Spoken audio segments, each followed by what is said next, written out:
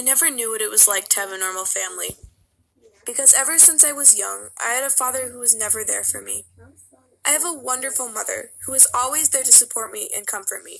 However, I can't say the same for my father. He was an alcoholic, and because of it, What do you want what do you brought. I couldn't just be normal. I couldn't invite my friends to my house because I was scared my father would be drunk and that he would embarrass me in front of them. I was often jealous of my friends because they had dads who were there to be a part of their lives. My dad was rarely a part of my life. He was often not even home, and when he wasn't in his right state of mind because he was drunk. And even when he wasn't drinking, he shut me and my family out of his life.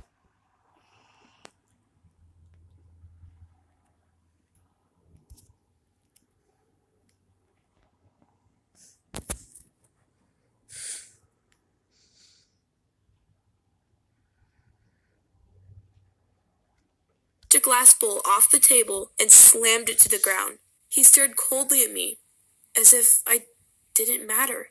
He stomped back up the stairs and slammed the door. I didn't see him for what felt like weeks.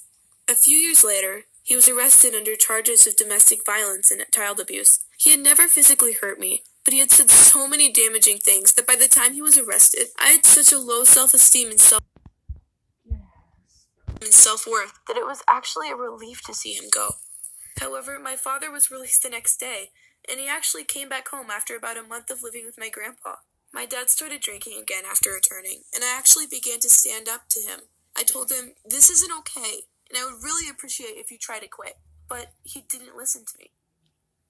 Those few months he lived with us after being arrested was one of the hardest times in my life. Then, one day, my mom just had enough, and she kicked him out, followed by a divorce. I